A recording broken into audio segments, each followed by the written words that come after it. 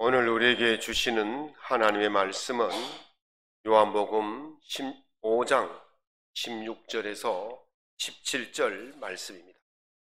요한복음 15장 16절에서 17절 말씀입니다.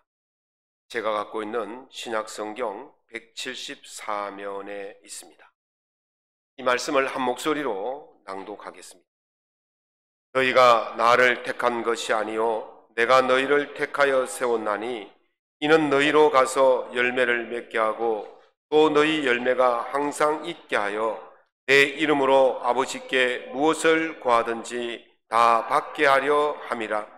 내가 이것을 너희에게 명함은 너희로 서로 사랑하게 하려 함이라. 아멘. 오늘 본문 말씀을 가지고 나는 예수님의 제자입니다 라는 제목으로 주의 말씀의 은혜를 나누고자 합니다. 학문이나 예술을 하는 근본적인 이유를 고민하지 않고 학교에서 가르치는 대로만 하는 것을 아카데미즘이다 그렇게 말합니다. 강정모 교수는 미술이야기라는 책 첫 번째 책에서 이런 이야기를 합니다. 구석기 시대의 동굴 벽화나 오지 원주민의 미술을 보면 제의적이고 신성한 성격을 띠고 있다 그렇게 말했어요. 이 제의적이란 말은 신에게 예배나 찬양을 드리는 그런 형식을 제의적이다 그렇게 말을 하죠. 고대의 동굴 벽화를 보면 참 초등학생들처럼 형편이 없어요. 그런데 거기에는 제의적, 신과의 관계를 고민하면서 그린 그림의 흔적이 있다는 것이죠. 계속해서 말하기를 하지만 어느 순간부터 근본적인 측면에 대한 고민이 완전히 사라지고 18, 19세기를 거치면서 인공적인 아름다움을 만들어내는데 관심을 쏟게 되어서 지나치게 잘 그린 그림이 되었다 그렇게 말합니다. 그림을 보면 현대 그림들 또는 중세시대의 그림을 보면 굉장히 아름답고 완벽합니다. 그런 것을 보면서 무엇을 느끼느냐? 그 속에 어떤 근본적이고 또 신적인 관계를 내는 그런 고민의 흔적이 없이 그저 학교에서 가르치는 대로 베끼기 그림을 그렸다는 것. 그래서 인공적이다 그렇게 말합니다. 창의적이지 않다는 거예요. 복사품이고 모제품이라는 거예요. 그래서 그것을 예술품의 가치가 없다 그렇게 말을 하는 것입니다. 근본적인 고민이 없이 외형적인 것을 지나치게 강조하는 일은요, 그런 예술세계, 학문세계만 있는 것이 아니라 종교에서도 그런 현상이 두드러지게 나타나고 있습니다. 르네상스라는 문예부흥 전후를 보면요, 교회 건물들이 갈수록 웅장해지고 화려해지고 높아지는 것을 볼 수가 있습니다. 이 하늘을 찌를 듯한 그런 뾰족한 첨탑을 높게 쌓는 것이 그 당시의 풍토였어요. 이런 건축 양식을 고딕 양식이라고 말합니다. 고딕 양식을 대구에서 보려면요, 어디를 가야 되느냐면요, 대구 제일교회를 가보시면 됩니다. 성처럼 쌓고 그 위에다가 하늘을 찌를 듯한 첨탑을 세운 것이 바로 고딕 양식입니다. 프랑스와 독일 지방에 살던 민족을 게르만족이라 그러거든요. 이 게르만족에는 두 가지 족속이 있습니다. 하나는 고트족이고 하나는 프랑크족이에요. 이 당시에 이 지역을 지배하던 나라가 어디냐면 로마였습니다. 그래서 로마가 지배하다가 무너지고 나서 프랑크족이 이 유럽 사회를 지배하게 되었습니다. 그러면서 이들이 세운 건물이 뭐냐면 바로 고딕 양식의 건축물이었습니다. 로마가 지배할 때는 로마네스크라는 로마 기풍의 건축물이 있었는데 이들이 이제 이 로마 양식을 버리고 자기들만의 양식, 고딕 양식을 세우게 되어지죠. 고딕이란 말은 로마인들이 고트족, 프랑크족을 비하해서 하는 야만인이다 그런 뜻으로 쓰인 말이 바로 고딕 양식, 고딕이란 뜻이고 어찌되었든 이 프랑크족이 이 지배하면서 우리는 로마와 다르다라는 것을 보여주기 위해서 이 고딕 양식이 나오는 게 첫 번째 이유입니다. 저들보다 더 뛰어나고 저들보다 더 우월하고 저들보다 더 실력이 있다는 것을 보여주기 위해서 건물을 웅장하고 화려하고 높게 짓기 시작한 거예요. 두 번째 이유는요, 높이 올라가면 올라갈수록 신의 영역에 들어갈 수 있다는 그런 생각을 하게 되어집니다. 다시 말하면 바벨탑을 쌓았던 사람들이 신의 영역에 이르려고 높게 높게 쌓은 것처럼 그렇게 건물을 높게 높게 쌓는 그런 일을 하게 된 거죠.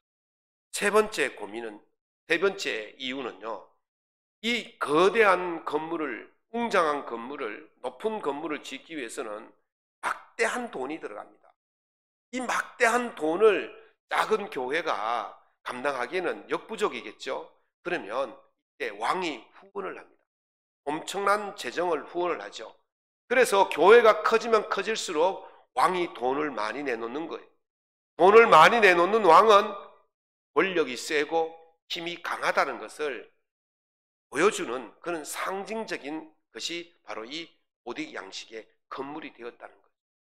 근본적으로 하나님과의 관계를 어떻게 할 것인가에 대한 고민이 없이 그냥 자랑하고 힘을 과시하기 위해서 그렇게 외형만을 강조하게 지어진 것이 바로 그 당시에 고딕 양식의 특징이었다는 거예요. 지금도 그런 형태들이 곳곳에서 나타나고 있습니다. 오늘 우리가 고민해야 될 것이 바로 이것입니다.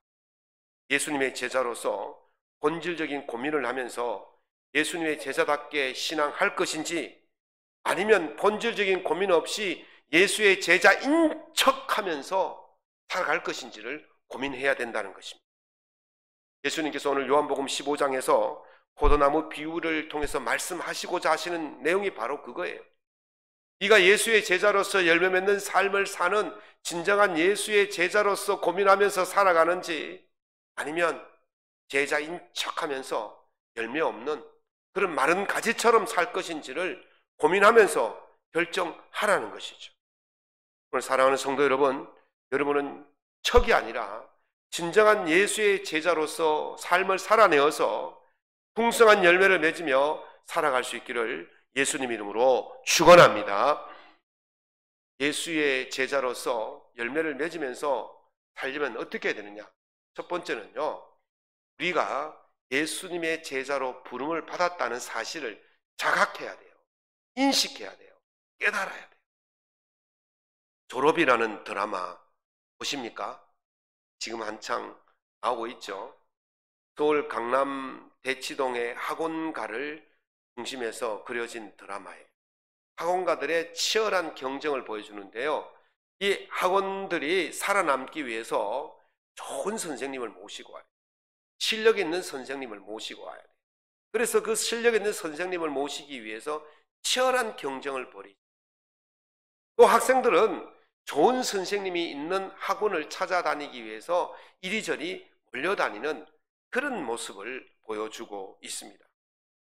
전통적인 선생님과 제자의 관계는요, 학생들이 선생님을 찾아가는 거예요. 좋은 선생님이 어디 있다 그러면 그쪽으로 막 몰려드는 것이 전통적인 방법이죠. 예수님이 계시던 당시도 마찬가지였어요. 좋은 선생님, 랍비가 있다 그러면요, 사람들이 글로 몰려들어서 그 선생님의 가르침을 받고자 했던 모습이 그런 전통적인 관계의 선생님과 제자의 관계였죠. 그런데 예수님은 그런 관계를 뒤집어 폈어요. 제자들이 선생님을 선택하고 찾아가는 것이 아니라 선생님이 제자들을 선택하고 찾아가도록 그렇게 했어요. 오늘 요한복음 여러분들이 읽으신 15장 16절 초반에 나오는 말씀이 바로 그것이에요. 너희가 나를 택한 것이 아니요 내가 너희를 택하여 세웠나니 그러셨어요. 일반적으로요, 선생님이 학생을 그렇게 택한다 할지라도 어떤 학생을 택하기를 원하십니까? 좀 잘나고 똑똑한 학생들을 택해야 성과를 낼 수 있겠지 않습니까? 소위 말하는 서울의 스카이 대학에 들어가야 그 선생님이 실력이 있다고 이름이 나지 않겠습니까? 그러기 위해서는 좀 잘나고 똑똑한 사람들을 데리고 와야 되는 거예요. 선택해야 되는 거예요. 그래 조금만 가르쳐도 이 아이들은 잘하는 거예요. 성과를 내는 거예요. 그런데요, 예수님은요 그렇게 하지 않았어요. 예수님은요 정말 별 볼 일 없는 실력에 떨어지는 그런 아이들을 택했다는 거예요. 바울 사도가요 예수님께서 부르신 그 사람들이 어떤 사람인지를 이렇게 고린도전서 1장 26절에서 이렇게 말씀하십니다. 너희의 부르심을 봐라. 육체를 따라서 지혜로운 자가 많지 아니하고 능력 있는 자가 많지 아니하고 문벌이 좋은 자가 많지 아니하도다. 한마디로 말하면 혈력이 형편없는 자들을 예수님이 택하여 부르셨다는 거예요. 싹이 노란 자들, 그런 자들을 예수님이 부르셨다는 거예요. 예수님의 12 제자들의 면면을 살펴보십시오. 정말 형편없는 사람들이었어요. 그런 자들을 예수님이 선택하셨다는 거예요. 한국 교회사를 보면요, 우리나라에 최초로 들어온 개신교 선교사가 언더우드 선교사인데, 그 언더우드 선교사가 선교하는 방법을 보면 위로부터 아래로의 방법이 아니라 아래로부터 위로의 방법을 선택했어요. 보통의 일반적으로 선교하려면요, 양반들, 고위층들, 잘 나가는 사람들을 선교하는 것이 훨씬 더 유리합니다. 주인을 예수를 믿게 하면 그 집에 있는 종들이나 가족들이 모두 예수를 믿게 돼요. 옛날에 우리 문중들이 모여 살았잖아요. 집성촌이잖아요. 거기서 전도할 때에 누구를 전도하면 되겠습니까? 그 동네에 제일 어른을 전도하면요, 그 다음부터 그 밑에 있는 모든 일족들은 다 예수를 믿게 돼요. 그래서 어떤 동네에 가면요, 아주 고풍스러운 동네인데 그 동네 전체가 예수를 믿는 동네가 있다니까요. 울릉도가 대표적인 예요. 울릉도가 80%가 넘습니다. 기독교.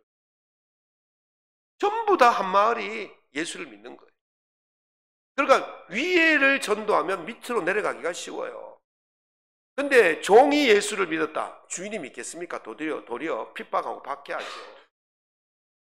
서민이 예수를 믿으면 양반이 믿겠습니까? 그런 것이 바로 곤당골 교회의 모습이. 초기에 막 백정들이 와서 예수를 믿고 하니까 양반들이 우리는 그 교회 갈 수 없다. 백정들이 가는데 어떻게 가느냐? 그렇게 했다니까요. 그러니까 언더우드 선교사는 천민들, 서민들, 중인들을 상대로 복음을 전했는데 그것이 오히려 효과를 냈다는 것이. 이 언더우드 선교사가 이렇게 복음을 전하니까 길모어 선교사가 미국 뉴욕 본부에다가 편지를 보냈어요. 언더우드 선교사는 한국의 특수사항을 잘 모른다. 이 선교 방법은 위에서부터 아래로 가야 되는데 언더우드 선교사는 밑에서부터 위로 가니까 이게 형편없는 선교 방법이다. 그렇게 하면서 힐난하는 그런 편지를 보낸 적. 그러나 언더우드 선교사의 그 선교 방법을 자세히 보면요, 예수님의 방법이잖아요. 예수님은요, 아래로부터 위로 전도하는 방법을 사용하셨습니다. 예수님께서 죄인들과 세리들과 식사를 함께 하니까 죄인들이 뭐라 그랬습니까? 어찌하여 세리와 죄인들과 식사를 함께 하느냐? 그때 예수님께서 하신 말씀이 무엇입니까? 무엇이에요? 건강한 자에게는 의사가 필요 없고 병든 자에게야 쓸 데가 있다. 내가 의인을 부르러 온 것이 아니라 죄인을 부르러 왔노라. 그렇게 말씀하십니다. 예수님은요, 고위층을 부르러 오신 게 아니에요. 예수님이 고위층을 부르러 오셨다 그러면 왕궁에서 태어나셔야겠죠. 그러나 예수님은 어디서 태어나셨습니까? 마국간에서 태어나셨잖아요. 마국간에서 태어나시니까 우리가 접근하기가 좋은 거예요. 예수님이 왕궁에서 태어나면 서민들이 예수님을 만날 수 있었겠습니까? 만날 수 없는 거예요. 예수님은 우리를 만나시려고 그렇게 낮아지시고 천한 곳에서 태어나셨습니다. 우리를 제자 부르시려고 그렇게 하셨던 것입니다. 우리를 제자로 부르신 것은 예수님의 은혜인 줄로 믿으시기 바랍니다. 그래서 그 은혜를 깨달아야 되는 거예요. 내가 예수님의 제자구나. 내가 예수님의 제자가 될 수 없는 존재지만 나를 예수님의 제자로 삼으셨구나. 그 은혜를 깨닫고 자각할 때에 예수의 제자로서의 삶이 시작되어지는 것입니다. 두 번째는 예수님께서 왜 우리를 부르셨느냐 하면요, 우리로 열매를 맺게 하시려고 제자로 부르셨습니다. 쪽빛 바다, 쪽빛 하늘, 쪽색, 이런 말 들어보셨죠? 쪽색이 어떤 색입니까? 쪽색이 어떤 색이에요? 쪽색은요, 남색입니다. 남색. 진한 남색. 그래서 그걸 담남색이라고 그래요. 청색인데, 푸른색인데 아주 진한 청색, 아주 진한 푸른색을 남색이라고 그래요. 이 쪽색이 어디서 나오냐면요, 쪽이라는 식물에서 나옵니다. 쪽이라는 식물에서 추출하는 것이 쪽물감이에요. 쪽보다도 쪽물감이 훨씬 더 진하게 나옵니다. 그래서 나온 말이 뭡니까? 청출어람이에요. 쪽보다 더 진한 쪽물감이다. 쪽에서 나왔지만 쪽보다 더 뛰어나다, 그렇게 말하죠. 흔히들 이 말을 어디에 붙입니까? 제자가 스승보다 더 뛰어났을 때에 청출어람이라고 그래요. 저는 우리 성도들이 청출어람했으면 좋겠어요. 우리 성도들의 신앙이 목사보다 더 뛰어날 수 있기를 예수 이름으로 축원합니다. 아유, 어떻게 감히 그렇게 생각하지 마십시오. 여러분들이 저보다 더 뛰어나야 돼요. 신앙이 더 좋아야 돼요. 그렇게 되기를 예수 이름으로 축원합니다. 그게 청출어람. 예수님도 우리에게 그것을 원하십니다. 우리가 예수님보다 더 뛰어나기를 원하셔요. 아유, 목사님보다는 뛰어날 수 있지만 예수님보다 더 어떻게 뛰어날 수 있습니까? 감히 그렇게 못합니다. 천만의 말씀, 예수님이 그렇게 된다고 말씀하셨어요. 믿습니까? 안 믿습니까? 아멘 하셔요. 예수님께서 이렇게 말씀하셨어요. 내가 진실로 진실로 너희에게 이르노니 나를 믿는 자는 내가 하는 일을 그도 할 것이요 또한 그보다 큰 일도 하리라. 아멘. 예수님이 말씀하셨잖아요. 너희들이 나와 같은 일도 할 것이고 나보다 더 큰 일도 할 것이라고 말씀하셨어요. 성교 역사에 보면 이런 일이 분명히 나타나고 있습니다. 베드로도요, 죽은 자를 살렸지 않습니까? 도루가라는 여인을 살렸잖아요. 바울도 죽은 자를 살렸지 않습니까? 유두고라는 청년을 살렸지 않습니까? 바울의 손수건이나 앞치마를 병든 자에게 덮으면 병든 자가 벌떡벌떡 일어났다니까요. 적어도 예수님과 동급이었다니까요. 예수님이 이것을 우리에게 허락하신 줄로 믿습니다. 그러니까 예수의 제자들에게는 이런 능력이 있어요. 예수님께서 우리를 선교 현장으로 보내실 때에 빈손으로 보내지 않습니다. 분명히 능력을 다하여 주셨어요. 하늘과 땅의 건설을 가진 예수님께서 우리들에게 너희들이 나가서 예수의 이름으로 행할 때에 어떤 일이 일어나는지를 말씀하시는데, 예수의 이름으로 귀신을 쫓아내며 새 방언을 말하며 뱀을 집어 올리며 무슨 독을 마실지라도 해를 받지 아니하고 병든 자에게 손을 얹은 즉 나으리라. 아멘. 그냥 보내지 않았어요. 예수님은 우리에게 제자가 나가서 능력을 발휘할 수 있도록 그런 힘을 주셨다는 거예요. 그러니까 그 힘을 주신 이유가 무엇입니까? 오늘 15장 16절에 보면 너희로 가서 열매를 맺게 하고 또 너희 열매를 항상 있게 하려 하심이라고 말씀하셨습니다. 우리를 가서 이런 능력을 주시는 이유가 뭐예요? 열매를 맺으라는 거예요. 예수님이 원하시는 열매를 맺게 하기 위해서, 예수님보다 더 큰 열매를 맺게 하기 위해서 우리에게 이런 능력을 주신 줄로 믿으시기 바랍니다. 그러므로 예수의 제자로 부름받았다는 것은 보통 사람들이 가질 수 없는 능력, 보통 사람들이 맺을 수 없는 그 열매를 맺기 위해서 우리에게 능력을 주셨다는 사실을 믿으시고, 오늘 이 예수님의 제자로서 그 주신 능력으로 열매를 맺으며 살아갈 수 있기를 예수님 이름으로 축원합니다. 세 번째는요, 우리가 구하는 것을 다 받게 하려고 예수님을 제자로 부르셨습니다. 데이빗 왓슨이라는 분이 쓴 제자도라는 책이 있어요. 거기 보면 어느 공산주의자가 기독교인들에게 한 말을 기록해 놓았습니다. 그 공산주의자가 이렇게 말합니다. 복음은 사회를 새롭게 하는데 이 마르크스 철학보다도, 공산주의 마르크스 철학보다도 더 뛰어나고 강력한 무기이다, 이렇게 말해요. 공산주의자도요, 기독교의 이 복음이 자기들보다 더 뛰어나다는 것을 알고 있어요. 그런데 이 사람이 이렇게 말합니다. 그러나 궁극적으로 우리 공산주의가 승리할 것이다. 왜냐하면 공산주의자들은 말로만 하지 않고 목적을 달성하기 위하여 온갖 방법을 다 동원하고 그 온갖 방법을 다 알고 있다. 자기들이 우리보다 못하지만 우리는 모든 것을 다 동원해서 실천하고 있다. 그래서 기독교를 이길 수 있다고 말하는 거예요. 그러나 기독교는 만약 당신이 복음을 실현시키지 않고 전파하지 않는다면, 또 복음을 전하기 위해서 시간도 돈도 희생하지 않는다면 어떻게 사람들이 이 복음의 최상의 가치를 알 수 있고 믿을 수 있겠느냐. 그러므로 너희들이 실행하지 않고 희생하지 않는다면 궁극적으로 공산주의가 이기게 될 것이다, 그렇게 말해요. 공산주의자도요, 기독교가 뛰어나다는 걸 알아요. 강력한 무기를 가졌다는 것도 알아요. 그런데 왜 공산주의가 이렇게 장담합니까? 우리가 그 능력을 사용하지 않기 때문에 그래요. 아무리 뛰어난 능력을 가져도 우리가 그것을 사용하지 않는다면 우리는 보잘것없는 공산주의자들에게 질 수밖에 없는 거예요.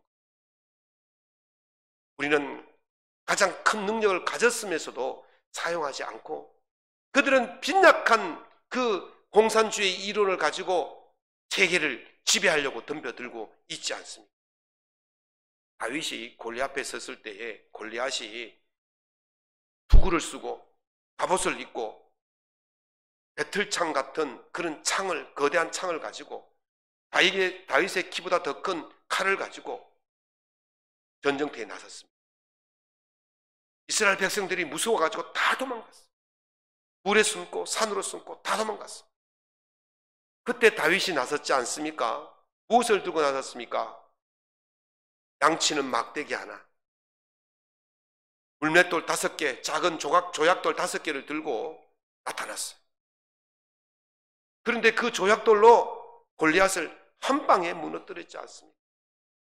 골리앗이 거대한 무기를 가지고 완전 무장을 했지만은 그 한 방에 무너졌어요. 다윗은 아주 작은 능력이지만 그것을 활용했고 골리앗은 그것을 활용했지 못하기 때문에 그렇게 된 거예요. 골리앗이 그렇게 말하죠. 네가 나를 개로 보느냐? 개 모는 막대기로 나를 상대하려고 나왔느냐? 그렇게 말했어요. 골리앗이 보기에는 다윗이 가진 그 막대기가 비록 보잘것없는 그런 작은 막대기지만 그것을 제대로 활용하니까, 누구의 이름으로? 하나님의 이름으로 제대로 활용하니까 엄청난 능력이 나타난 줄로 믿습니다. 여러분들에게 예수님이 주신 엄청난 능력이 있잖아요.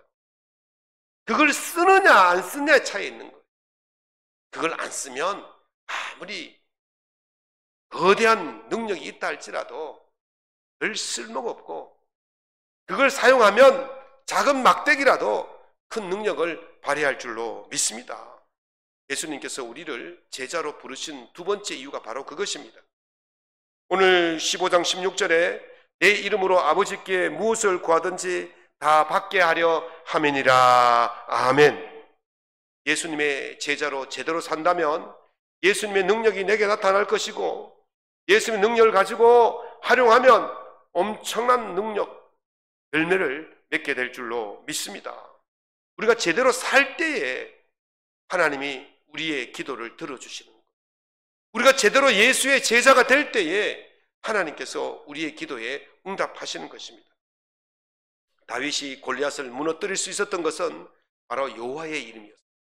만군의 하나님의 이름이었어요. 그 하나님의 이름을 제대로 사용할 때에 우리의 기도가 응답될 줄로 믿습니다. 그러므로 오늘 여러분들이 복음의 열매를 맺는 삶을 살기 위해서는 예수의 제자로서의 분명한 인식을 가지고 예수님이 주신 그 능력을 제대로 활용하고 살아갈 때에 여러분들의 기도가 응답되는 역사가 있게 될 줄로 믿습니다. 말씀을 맺겠습니다. 오브제라는 단어가 있어요. 물건이라는 그런 뜻인데요. 사실 이 오브제는 그냥 물건이 아니에요. 특별한 의미를 가진 물건이에요. 제 아내와 제가 결혼하기 전에 결혼식 날 무엇을 주고받습니까? 반지를 주고받습니다. 그러면 그것이 특별한 의미를 가지는 거예요. 그냥 금은방에 가서 내 돈 주고 내가 사면, 내 돈 내산하면 그건 별 가치가 없어요. 그러나 아내가 제게 끼워주는 반지, 특별한 의미가 있는 거예요. 그것을 보면 감정이 새로워지고 추억이 떠오르고 그런 특별한 상징을 가진 물건을 오브제라고 그렇게 이야기합니다. 특별히 예술 세계에서는요, 이 오브제가 굉장히 중요합니다. 우리가 학풍이라 그러죠. 기풍이라 그러죠. 제자와 스승과의 관계는요, 스승은요, 제자는요, 스승에게 이 스승의 기법을 배워요. 기풍을 배워요. 그리고 나서 나중에 그림을 그릴 때에 스승과 제자의 그림이 다를 수는 있어요. 그런데 자세히 뜯어보면 거기에는요, 스승의 기풍이, 화법이 들어있다니까요. 다르지만은 무엇인가가 있다니까요. 그걸 오브제라고 그래요. 다르지만 닮은 꼴. 그것이 바로 오브제라고 그래요. 우리 신앙에게도 마찬가지입니다. 예수님과 우리는 어떤 사이입니까? 스승과 제자 사이예요. 따라해봅시다. 나는 예수님의 제자입니다. 나는 예수님의 제자예요. 스승과 제자의 관계예요. 그래서 우리 삶에서도 이 제자로서의, 예수님의 제자로서의 특별한 기풍이 나타나야 되는 거예요. 나는 예수님의 제자입니다 라고 말하는데 예수님의 기풍이 없어. 예수님의 폼이 없어. 그러면 그 사람을 예수님의 제자라고 말할 수 있겠습니까? 예수님의 제자에게는요, 예수님의 기풍이 나타나야 돼요. 어떤 기풍이 있어야 되겠습니까? 무엇이겠습니까? 오늘 요한복음 15장 17절에 예수님이 이렇게 말씀하십니다. 내가 이것을 너에게 명함은 너희로 서로 사랑하게 하려 함이니라. 아멘. 예수님께서 이 땅에 오신 목적이 무엇일까요?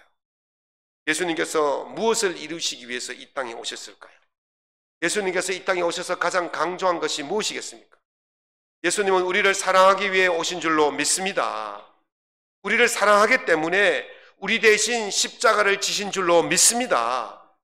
예수님은 우리에게 그 사랑을 완성시키기 위해서, 하나님의 사랑을 완성시키기 위해서 이 땅에 오신 거예요. 그래서 예수님이 가장 강조한 것이 뭐냐면 바로 이 사랑인 것이죠. 그렇다면 우리에게서 무엇이 나타나야 됩니까? 예수님의 사랑이 나타나야 됩니다. 우리가 행하는 모든 것에서 예수님의 그 기풍, 사랑의 기풍이 우리 속에 나타나야 되는 거예요. 예수님의 그 사랑의 기풍을 이어가는 사람이 진정한 예수님의 제자인 거예요. 새 계명을 너에게 주노니 서로 사랑하라. 내가 너희를 사랑한 것 같이 너희도 사랑하라. 이로써 사람들이 너희가 내 제자인 줄로 알리라 그러셨어요. 그러니까 예수님의 기풍을 보고 우리가 예수님의 제자인 걸 안다는 거예요. 그림을 보고 이 사람의 스승이 누구인 걸 아는 것처럼 우리가 서로 사랑하는 모습을 보고 이 사람이 예수의 제자인 것을 안다는 것입니다. 사랑하는 성도 여러분, 어디서든지 무엇을 하든지 이 예수의 기풍, 사랑의 기풍을 이어가셔서 나는 예수님의 제자입니다 라고 고백하는 그 말이 쑥스럽지도 않고 어색하지도 않고 부끄럽지도 않는 그런 고백이 될 수 있기를 예수 이름으로 축원합니다. 그렇게 살면 우리가 무엇을 구하든지 하나님께서 다 들어주실 줄로 믿습니다. 예수의 제자로 제대로 살아셔서 예수의 이름으로 무엇을 구하든지 다 응답받고 누리는 삶을 살아갈 수 있기를 예수님 이름으로 축원합니다.